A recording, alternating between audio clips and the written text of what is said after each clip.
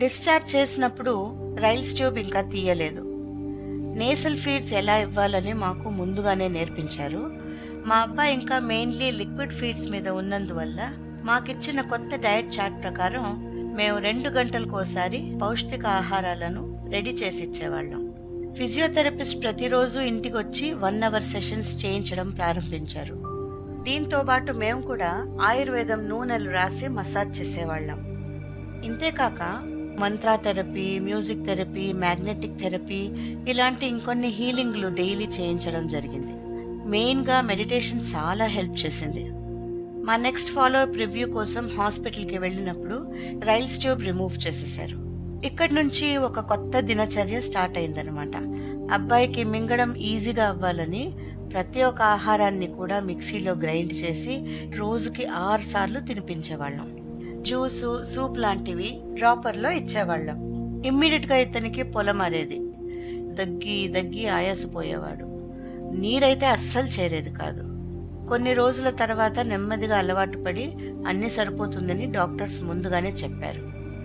Tracheostomy tube తీసేశాక అక్కడ ఉన్న పుండు ఆరిపోయింది. మాటలు ఇంకా స్పష్టంగా రాలేదు, ఎందుకంటే నోరు ఇంకా 1.5 ఇంచ్ అంతే ఓపెన్ అవుతూ ఉండేది. డైలీ తన చేత రాయడం ప్రాక్టీస్ చేయించేవాళ్ళం. వేళ్లలో శక్తి బెటర్ అయింది. దీనివల్ల పట్టుకోవడం, రాయడం అన్నిట్లోనూ ప్రోగ్రెస్ కనిపించింది. ఈ స్టేజ్లో స్పీచ్ థెరపిస్ట్ స్వర వ్యంజనాలని సరిగ్గా ఉచ్చరించడం ప్రాక్టీస్ చేయిస్తూ ఉండేవారు. నాలుక మరియు నోరు మూవ్మెంట్స్ కోసం కొత్త ఎక్సర్సైజెస్ స్టార్ట్ చేయించారు. ఇంట్లోనే నెబులైజేషన్ కిట్ పెట్టుకుని రోజుకొకసారి నెబులైజేషన్ ఇచ్చేవాళ్ళం. దాంతోపాటు బ్రీతింగ్ ఎక్సర్సైజెస్ చేయిస్తూ వచ్చాము.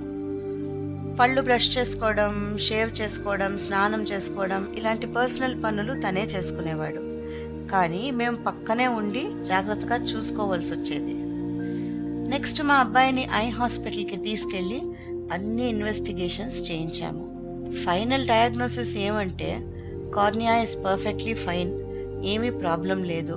బ్రెయిన్కి బ్లడ్ సప్లై బెటర్ అయినప్పుడు దృష్టి అదిగా సరిపోతుంది. ఒక కొత్త ఐ ఆయింట్మెంట్, డ్రాప్స్ చేంజ్ చేసిచ్చారు. కంటికి టేప్ వేసి పెట్టమన్నారు. మంత్లీ వన్స్ చెకప్ చేయించాలన్నారు. మా మంత్లీ చెకప్ హాస్పిటల్స్ లిస్ట్లో ఈ హాస్పిటల్ కూడా యాడ్ అయ్యింది. బ్లడ్ థిన్నింగ్ మెడిసిన్స్ కంటిన్యూ అయ్యింది. ఏ ఒక్క ఇన్ఫెక్షన్ రాకుండా చాలా భద్రంగా చూసుకోవాలన్నారు. చివరికి ఒక చిన్న దగ్గు, జలుబు కూడా రాకుండా కాపాడాలని చెప్పారు. ఇక్కడికి హాస్పిటల్ నుంచి డిశ్చార్జ్ అయ్యి 3 months కంప్లీట్ అయ్యింది. అంటే బ్రెయిన్ స్ట్రోక్ అయినప్పటి నుంచి 6 months అన్నమాట. స్ట్రోక్ పేషెంట్స్కి మానసికంగా కొన్ని ఏరుపేర్లు జరిగేది కామన్ అంటారు. సడన్గా మన స్థితిలో ఏవో చేంజెస్ అయ్యేది. కోపం, దుఃఖం, భయం ఇవన్నీ కనిపించేవి.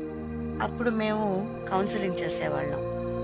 రోజుకి మా శ్రమ కూడా ఎక్కుతూ పోయింది. ఇప్పుడు బాధ్యతలన్నీ సంపూర్ణంగా మా మీదకే షిఫ్ట్ అయిపోయింది.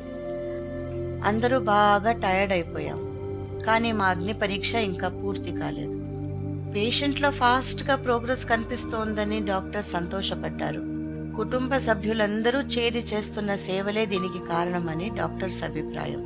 కానీ డాక్టర్ల పర్ఫెక్ట్ ట్రీట్మెంటే కారణమని మాకు అనిపించింది. ఏదేమైనా నిజంగా మా విషయంలో ఎన్నెన్నో అద్భుతాలు జరిగాయి. మా అబ్బాయి మళ్లీ చేతరించుకున్నాడన్నదే ఒక పెద్ద ఆశ్చర్యం. ప్రతి నిమిషం అబ్బాయిని చూసుకోవడం, సహాయం చేయడం, నడిపించడం, మళ్లీ తను ఇండిపెండెంట్ గా బ్రతికేలా చేయడం, ఇదే మా ముందున్న ప్రస్తుత గురి అయింది. ఇంత జరిగినా సరే మా అబ్బాయి ప్రశ్నలకు మట్టుకు ఎవ్వరి దగ్గర జవాబు లేదు. నేనెప్పుడు సరిపోతాను, ఇంకా ఎంత టైం కావాలి?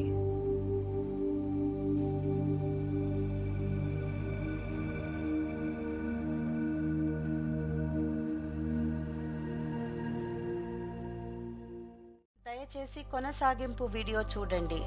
మీరు డిస్క్రిప్షన్లో దీని లింక్ను కనుగొంటారు. మీ లైక్స్ మరియు షేర్స్ మాకు సహాయపడతాయి. దయచేసి ఈ వీడియోను లైక్ చేసి ఇతరులతో షేర్ చేసి తప్పకుండా సబ్స్క్రైబ్ చేయండి. ధన్యవాదాలు.